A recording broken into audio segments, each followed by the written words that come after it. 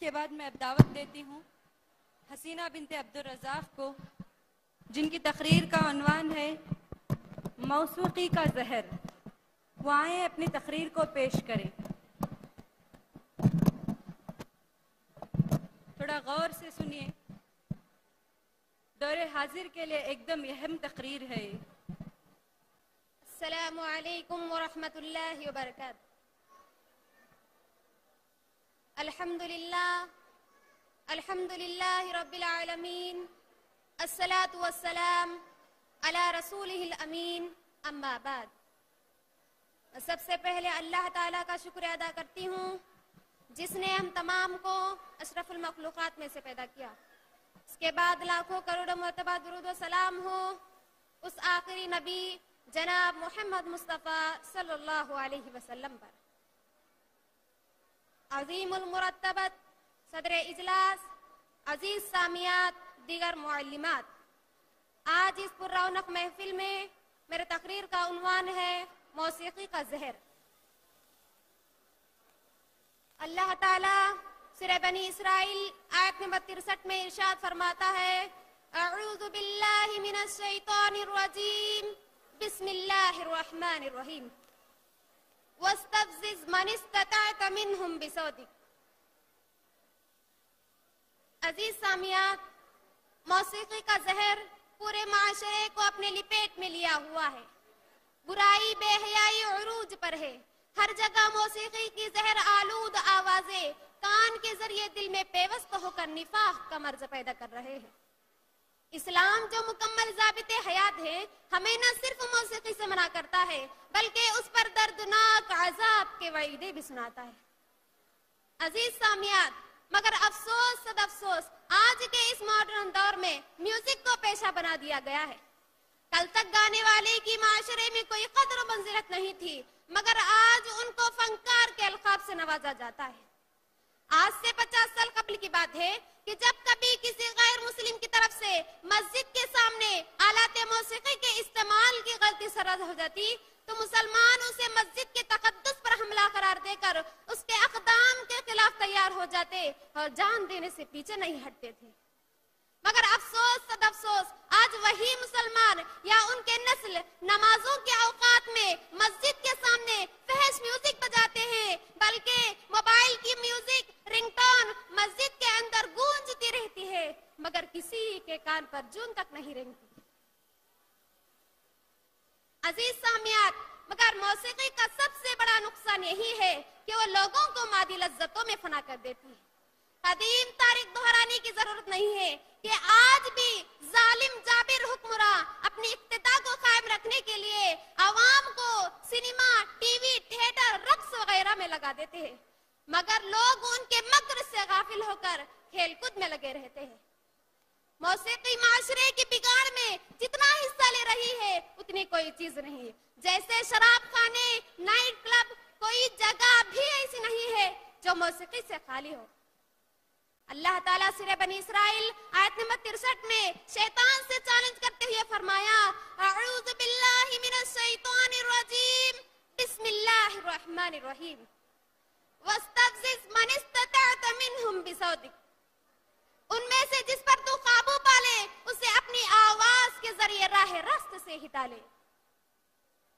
مجاہد رحمہ اللہ علیہ اس آیت کی تفسیر کے مطابق بصوتک سے مراد گانا بجانا، فضول اور بیکار کام لیے ہیں، اور اسی طرح حضرت ابن عباس رضی اللہ تعالیٰ عنہ نے اس سے مراد وہ چیز لی ہے جو گناہ نافرمانی کی طرف بلانے والی ہو۔ اس سے بات واضح ہے کہ گناہ کی طرف بلانے والی چیزوں میں سب سے بڑھ کر گانا ہے۔ اسی وجہ سے شیطان کی آواز کی تفسیر گانے سے کی گئی ہے۔ معلوم ہوا کہ گانا بجانا شیطان کا ہتھیار ہے جس کے ذریعے وہ نوع انسان کو سیدھی راہ سے ہٹانے کا کام لیتا ہے۔ موسیقی کی ممانعت پر قرآن مجید میں اور احادیث مبارکہ میں کئی باتیں منقول ہیں۔ جب گانے والی عورتوں اور بازوں کا رواج عام ہو جائے گا اور شراب کثرت سے پی جائے گی تو اس وقت اس امت میں زمین میں دھنسلے، صورت مسخ ہونے اور پتھروں کی بارش جیسے واقعات رونما ہوں گے۔ جو لوگ شراب و کباب، لہو و لعب میں رات رات گزاریں گے، صبح اٹھیں گے تو ان کی شکلیں بندر اور خنزیر کی شکل میں تبدیل ہو چکی ہوں گی۔ گانا سننا معصیت ہے، اس کے لیے بیٹھنا فسق ہے، اور اس سے لطف اندوز ہونا کفر ہے۔ گانا دل میں اس طرح نفاق پیدا کرتا ہے جیسے پانی کھیتی کو اگاتی ہے۔ منافق برا کام کرتا ہے اور سمجھتا ہے کہ وہ اچھا کام کر رہا ہے، یہی خوش فہمی موسیقی سے لگاؤ رکھنے والوں کی ہوتی ہے۔ اور بعض لوگ قوالی سنتے ہیں اور سمجھتے ہیں کہ وہ اپنی دل کی اصلاح کر رہے ہیں، اور بعض لوگ موسیقی کو روح کی غذا قرار دیتے ہیں۔ ان نادانوں کو معلوم نہیں کہ وہ جیتے جی اپنی روح کو مردہ کر رہے ہیں، حالانکہ روح کی غذا تو وہ ہوتی ہے جو خون میں شامل ہو کر جزو بدن بنتی ہے، جسم کی تعمیر کرتی ہے۔ اور گانا دل میں نفاق پیدا کرتا ہے۔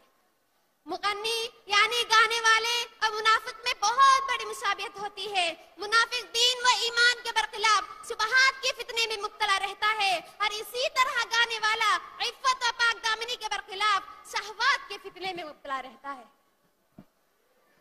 جب ابلیس کو اللہ تعالیٰ نے اپنی رحمت سے دھتکار دیا تو اس وقت ابلیس نے کہا کہ اے اللہ، تو مجھے زمین پر بھیج رہا ہے، میرے لیے گھر، مجلس، کھانا پینا، قرآن، لکھائی، کلام اور جال اپنی طرف بلانے کا ذریعہ مقرر فرما۔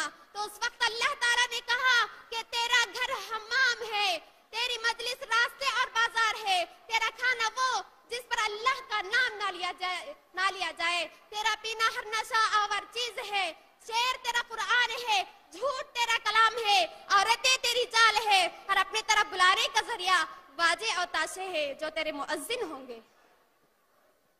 معزز سامعات، حدیث میں آتا ہے کہ نبی کریم صلی اللہ علیہ وسلم نے فرمایا کہ قیامت کے روز خود اللہ تعالیٰ اعلان فرمائے گا اور کہے گا کہ کہاں ہیں وہ لوگ جو اپنے کانوں اور اپنے آنکھوں کی مزامیر شیطان یعنی گانے بجانے سے حفاظت کرتے تھے۔ پھر اللہ تعالیٰ خود اپنے فرشتوں کو حکم دے گا کہ ان کو مجموعہ سے الگ کرو۔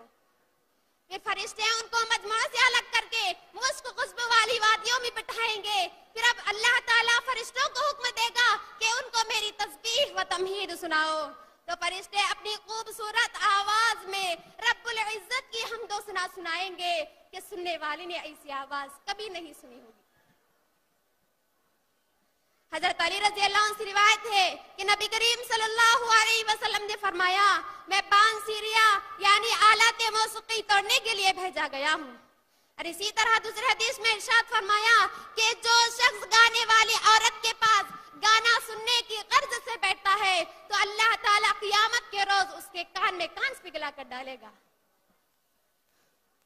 عزیز سامعات، جس چیز کو رسول صلی اللہ علیہ وسلم توڑ دیے ہیں اس کو جوڑنے کی کیا ضرورت ہے؟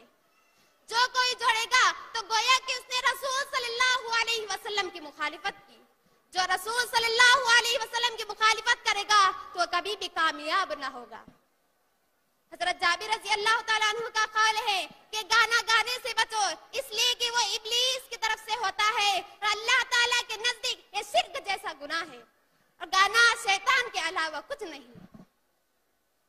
ایک مرتبہ حضرت عائشہ صدیقہ رضی اللہ تعالیٰ عنہ اپنے بھائی کے گھر گئے کہ ان کی بھائی کی بچیاں کسی تکلیف میں مبتلا تھیں۔ جب وہاں پہنچے تو دیکھا کہ ان کا دل بہلانے کے لیے مغنی یعنی گانے والا وہاں موجود ہے۔ تو حضرت عائشہ صدیقہ رضی اللہ تعالیٰ عنہ نے اس کو گھر سے نکالنے کا حکم دیا اور فرمایا، انہو شیطان اخرجوہ اخرجوہ اخرجوہ، اوف اے شیطان ہے، اسے نکال دو۔ اسی طرح 3 مرتبہ دہرایا۔ عزیز سامعات، ایک تھا حضرت عائشہ صدیقہ رضی اللہ تعالیٰ عنہ کا گانے کے خلاف عمل۔ دل بہلانے کے لیے گانا اور گانا سننا منع ہے، اس لیے کہ یہ شیطانی عمل ہے۔ عزیز سامعات، غور کیجئے کہ گانا اور گانا سننا ہمارے صحابہ کرام اور صحابیات کو کتنا ناگوار تھا۔